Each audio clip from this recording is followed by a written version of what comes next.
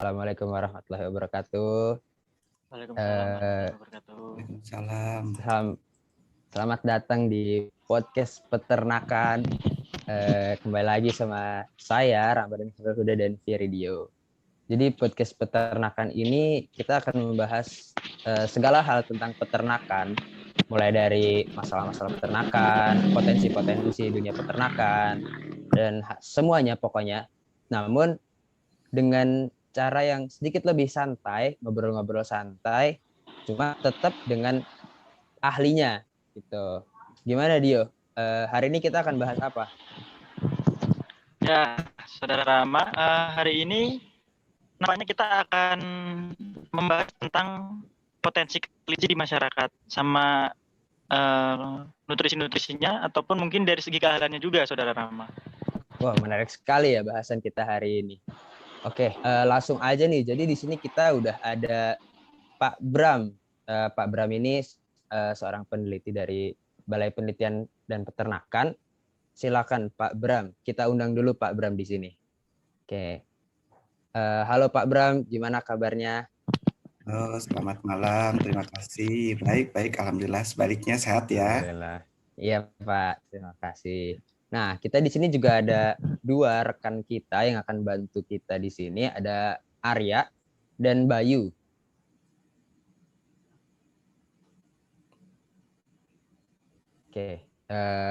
Oke, langsung aja kita mulai nih. Jadi bahasan pertama kita apa nih, Dio? Silakan. Untuk bahasan yang pertama sendiri, mungkin langsung sajalah. Mohon maaf, Pak, izin bertanya, Pak. Untuk kelinci sendiri itu ada perbedaan khusus nggak sih, Pak? Untuk yang emang khusus pemeliharaan sama yang konsumsi, Pak? Baik, pada prinsipnya kelinci itu awalnya kan sebetulnya pet ya, hewan hias ya. Dengan berkembangnya waktu, kemudian menjadi ada yang memang spesifik untuk hias, ada juga yang spesifik untuk pedaging.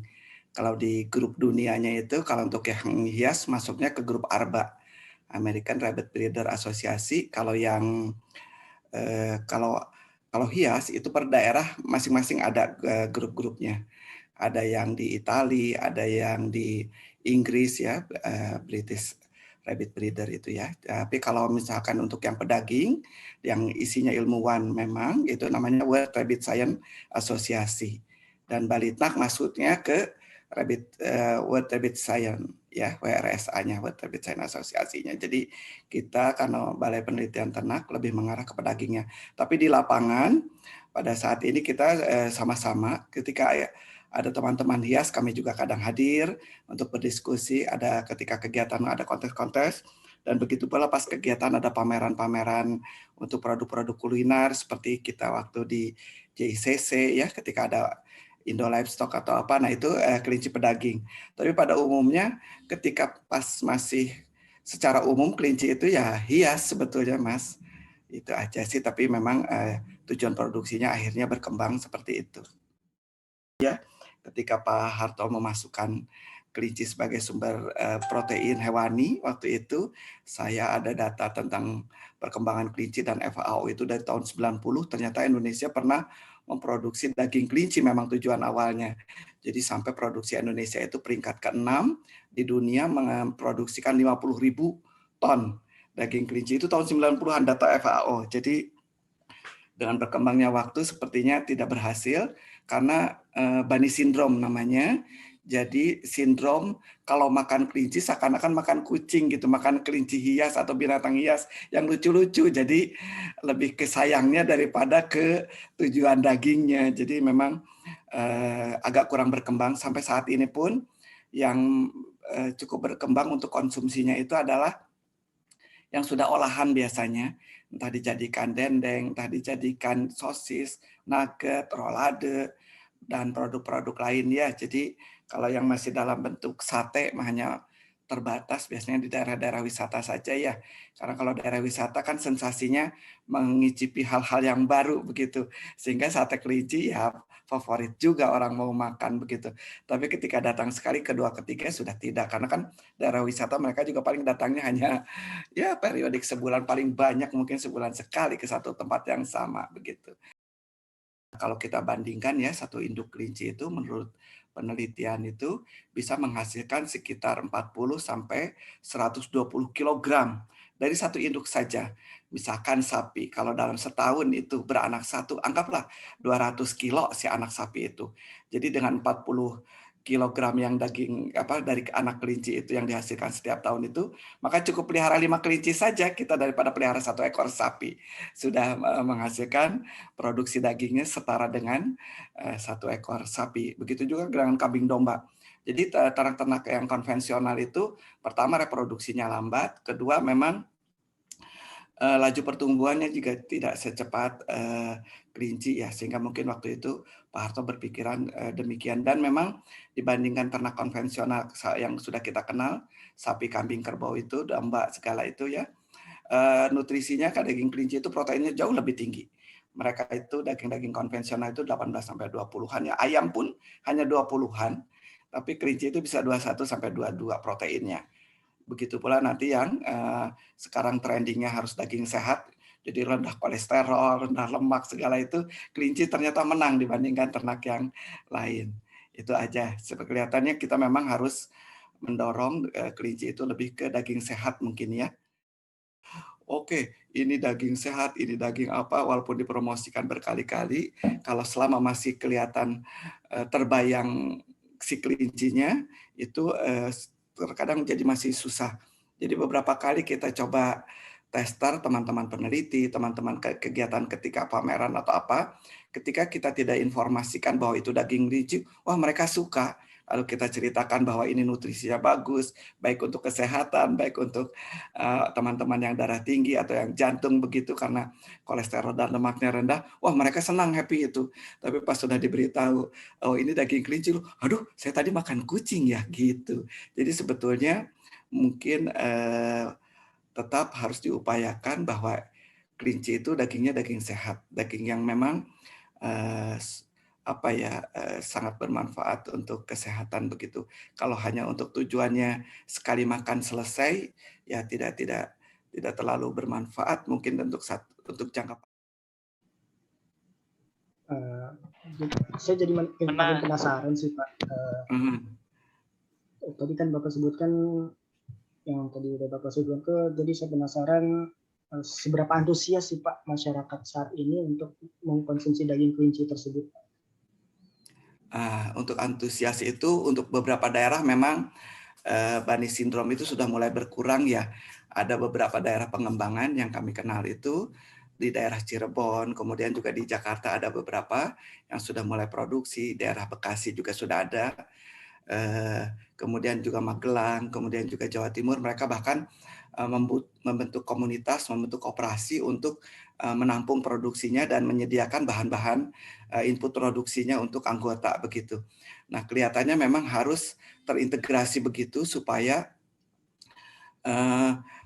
kalau awal-awal tahun 2000-an sampai 2005 itu teman-teman yang bergerak di kelinci itu suka seperti kayak mau buah dulu atau telur dulu. Jadi ketika mereka mau menjual daging kelinci, kadang kekurangan produk daging kelincinya. Sampai waktu itu yang di Magelang itu dia cari-cari sampai ke daerah Ngawi untuk mensuplai kebutuhan kelincinya. Jadi nanti adik-adik kalau misalkan berkesempatan hadir, mampir ke daerah Magelang, ada di Jalan Borobudur itu ya, daerah Palbapang itu, ada namanya warung kelinci milik kita ya, warung sate kelinci milik kita itu dulu kita kerjasama dengan Balitna. Awalnya hanya pedagang biasa saja, lalu kita bentuk kelompok, lalu kita dorong mereka untuk menjual produknya itu, jangan hanya memelihara sebagai hobi saja, dan lumayan sampai sekarang cukup berkembang ya. Begitu pula dengan yang di Cirebon. Cirebon itu kita mulai inisiasikan tahun 2010. Jadi terakhir 2015 kami lihat ke sana sudah cukup besar. Dulu mereka promosinya lewat tetap harus promosi ternyata memang. Jadi lewat koran-koran, majalah-majalah atau apa begitu mereka dengan mengangkat kelinci itu produknya yang berkualitas. Kemudian mereka juga mengangkat topik-topik tentang kalau bikin abon kelinci seperti apa, bikin ini seperti apa begitu. Baru mereka sekarang cukup maju ya. Terus Pak, kalau menurut data sendiri, ada nggak sih Pak datanya sekitar berapa persen gitu masyarakat Indonesia yang udah konsumsi daging kelinci tersebut, atau tersebarnya di daerah mana saja gitu Pak? Komposisinya itu masih di Jawa yang tertinggi, Jawa Barat, Jawa Tengah, Jawa Timur, dan Jogja ya, yang tertinggi itu untuk populasi dan konsumsi. Tapi dari data statistik terakhir itu untuk konsumsi sumber protein itu dia hanya di bawah 2% kalau saya tidak salah ya. Jadi memang masih amat sangat sedikit orang makan kelinci, belum secara terus-menerus gitu ya. Masih jauh di bawah apa ya, daging kambing dan daging domba ya. Yang tertinggi kan sapi ya, kedua ayam unggas ya, produk-produk unggas, ketiga baru kambing domba, dan dia juga masih di bawah daging puyuh sekalipun. Dari kelinci itu masih di bawah. Jadi memang dari perkembangan populasi itu memang kelihatannya setiap tahun juga tidak terlalu menjulang sekali laju pertumbuhannya, karena memang kelihatannya supply dan demand-nya itu tidak terlalu cepat gitu pergerakannya ya, sehingga yang budidaya juga akhirnya mengikuti, oh pasarnya minta 100 maka saya cukup membudidayakan 5-10 induk saja selesai, begitu kelihatannya.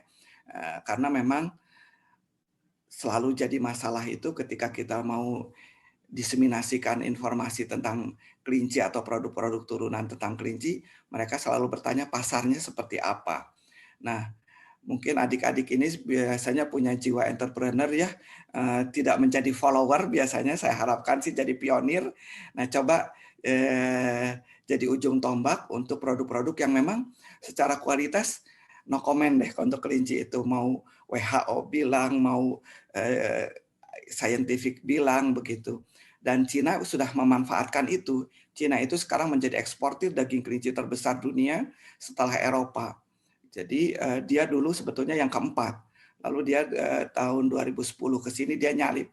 Jadi dia sekarang yang tertinggi di dunia.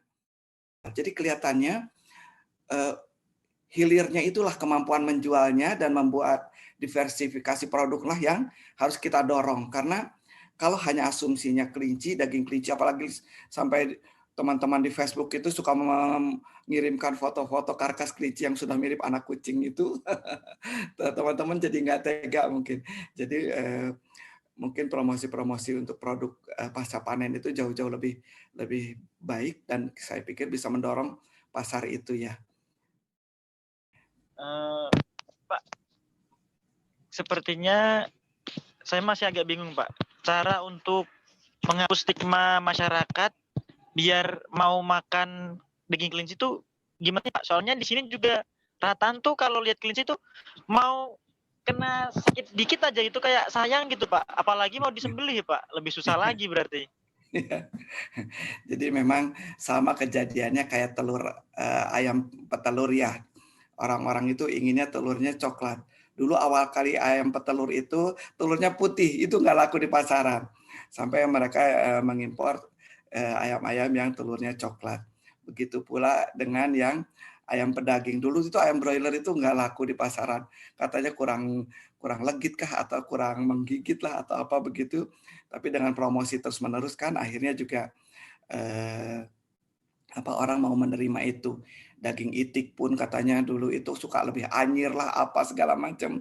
Ternyata dengan promosi kan sekarang juga cukup baik ya daya terima masyarakatnya. Nah, saya rasa sih sepertinya kelinci itu kurang promosi kalau mau jujur selama ini. Daging kelinci itu adanya di beberapa pameran saja juga pasti terbatas.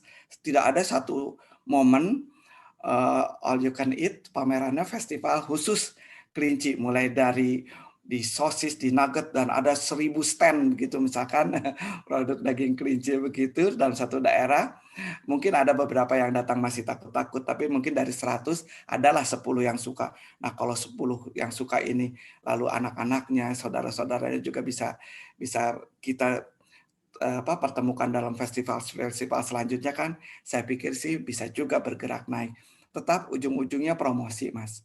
Karena ada lag antara informasi dengan yaitu tadi yang bunny syndrome itu, psikologis kita melihat itu. Tapi kalau terus-menerus digencarkan seperti itu, orang itu kadang ada sifat penasaran ya, kayaknya enak juga nih. Tapi ketika pas makan tuh betul-betul enak kan, wah saya besok-besok sebetulnya tidak ada masalah dengan daging kelinci begitu. Jadi memang kalau mau jujur, event-event untuk mempromosikan produk-produk kelinci saya pikir lebih sedikit dibandingkan event-event kontes-kontes tentang kelinci hias. Jadi kalau kelinci hias itu setiap tahun ada saja momennya, bahkan beberapa kali. Misalkan dalam setahun itu teman-teman yang member-member di Arba itu beberapa kali mengadakan kontes-kontes itu, dan mereka cukup berhasil untuk menarik peminat orang untuk memelihara kelinci sebagai hewan kesayangan, hewan peliharaan, merubah image dari tadinya pelihara kucing yang bermasalah dengan perempuan begitu, dengan reproduksi wanita, menjadi memelihara kelinci karena kelinci aman, tidak ada penyakit koksis segala macam yang bisa ditularkan ke manusia. Terima kasih Pak buat jawabannya. Siap Mas Dio. Pak, kalau saya boleh tanya Pak, Bangga. kan tadi tuh kelinci pertama dari segi nutrisi dia unggul dari ayam atau ternak konvensional lainnya. Kemudian intinya kelinci ini daging sehat. Kemudian ternaknya juga gampang ya Pak. Terus reproduksinya cepat. Nah dari keunggulan-keunggulan itu, hambatannya kelinci itu kan ada di promosinya kurang. Nah sekarang saya mau tanya bagian kehalalannya nih Pak. Sebenarnya mungkin masih banyak juga nih orang yang berstigma kelinci itu haram karena mungkin dia punya cakar, punya taring, atau saya kurang paham bagian itu. Nah mungkin Bapak yang jawab, atau Bu Heni kalau ada di sebelah Bapak, dan jawab tentang kehalalan kelinci nih Pak atau Ibu. Silakan Bu. Oh, baik, terima kasih. Ya, tadi kan adik-adik sudah mendengar ya dari Bapak bahwa kelinci itu pada tahun berapa tadi? 1983, berarti sudah lama sekali ya. Itu menjadi salah satu unggulan untuk sumber protein hewani ya. Nah, karena memang kelinci mungkin masih awam untuk masyarakat Indonesia, jadi pada saat itu akhirnya dikeluarkan fatwa dari Majelis Ulama Indonesia yang menyatakan bahwa ternak kelinci ini adalah ternak yang dagingnya halal untuk dikonsumsi. Ya, jadi alhamdulillah memang kelinci kalau dilihat tadi mungkin ya katanya ada yang seperti pengerat, ada yang menyebutnya seperti tikus mungkin begitu ya, tapi sebetulnya dari spesies berbeda ya, tikus dan kelinci begitu ya. Sehingga memang alhamdulillah sudah difatwakan bahwa kelinci itu adalah hewan yang halal. Nah, kalau cerita halal, selain hewannya, ya tentu proses untuk mendapatkan, karena kita sedang diskusinya daging ya, ke arah daging ya, kelinci sebagai sumber protein. Nah, selain hewannya, kemudian berarti pada saat proses menyembelihnya itu juga jelas harus mengikuti syariah ya. Jadi mungkin itu poinnya. Yang jelas kelincinya sudah halal begitu ya, bisa dikonsumsi. Nah, namun kita juga harus ingat bahwa proses penyembelihannya harus halal ya, mengikuti syariah.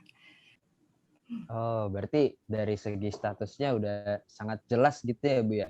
Jadi saya tuh membayangkan kayak ini orang yang nggak mau makan kelinci nih alasannya cuma karena takut aja, udah nggak ada celah lagi soalnya Bu.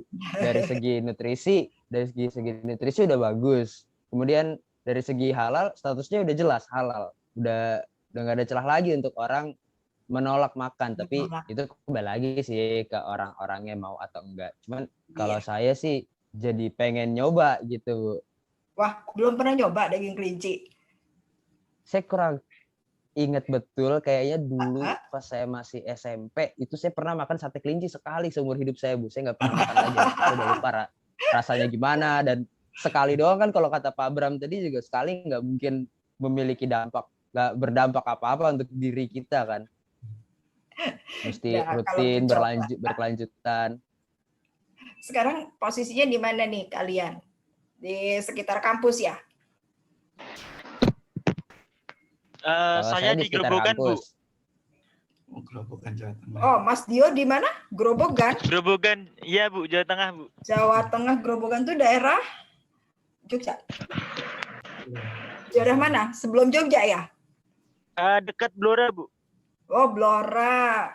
Ya sebenarnya bisa sih kalau pas jalan-jalan ya tuh ke Jogja tadi Bapak sudah sampaikan di daerah apa tadi Magelang ya, yang ke arah Borobudur itu ada tuh. Sekarang malah karena sudah dekat jalan tol itu katanya ramai sekali karena jadi tempat istirahat ya, rest area, dekat rest area katanya ya. Nah kemudian kalau yang dekat kampus itu di Darmaga, di Neglasari, Ciherang itu ada Kagoda Rabbit ya. Ada Kagoda Rabbit itu sudah produksi berbagai macam produk ya. Jadi ada bakso, sate, kemudian nugget juga ada, kemudian ada pastelnya. Nah, jadi udah kekinian lah pokoknya buat teman ngopi. Bisa dicoba. Jadi bukan untuk makan saja ya, teman nasi, tapi bisa teman ngopi juga tuh. Iya Bu, nanti tadi rencananya Bayu sama saya mau bikin all you can eat daging kelinci Bu. Oke, bagus. Silahkan, nanti ditunggu ininya ya, undangannya ya. Siap Bu, didoain aja. Amin, Semoga insya Allah. Benar-benar terwujud.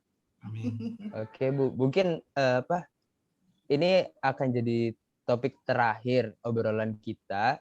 Saya ingin tanya kepada Bapak dan Ibu nih, kira-kira peran kita nih sebagai, mungkin kami nih mahasiswa, untuk saya, Bayu dan Dio, dan teman-teman mahasiswa yang lain, kira-kira peran apa sih yang bisa kami lakukan supaya daging kelinci ini bisa produksinya bisa semakin banyak, peminatnya bisa semakin banyak, dan menjadi angka konsumsinya jadi lebih tinggi gitu, Bu. Pak, silakan. Baik, saya sih berharap banyak ya, karena teman-teman itu sebetulnya kalau dari pertanian itu selalu berharap bahwa generasi-generasi penerus itu adalah agen-agen perubahan. Karena merubah image itu amat sangat susah, dan teman-teman itu biasanya rasa penasarannya lebih tinggi daripada yang sudah over age itu ya. Jadi kami berharap banyak adik-adik semua bisa menjadi agen perubahan bagi ide-ide atau data-data atau keterangan-keterangan atau seperti sekarang misalkan tentang kelinci itu sendiri bisa menjadi agen perubahan. Bagaimana caranya tidak menjadi follower tetapi menjadi leader untuk perubahan itu, agar orang mau mengkonsumsi dengan membuat kegiatan seperti tadi yang promosi-promosi atau membuat produk-produk olahan yang sekarang kayaknya malah trendingnya rada-rada Korea, mungkin produk kelincinya dengan produk dikemas dengan gaya ke Korea-Koreaan seperti itu, atau perlu bekerja sama dengan BTS biar nanti antri. Monggo mawon, adik-adik sepertinya lebih greget di situ kayaknya dibanding kami yang sudah ini. Mangga mungkin Ibu bisa tambahkan ya. Iya, baik, terima kasih nih. Betul apa yang tadi Bapak sampaikan ya.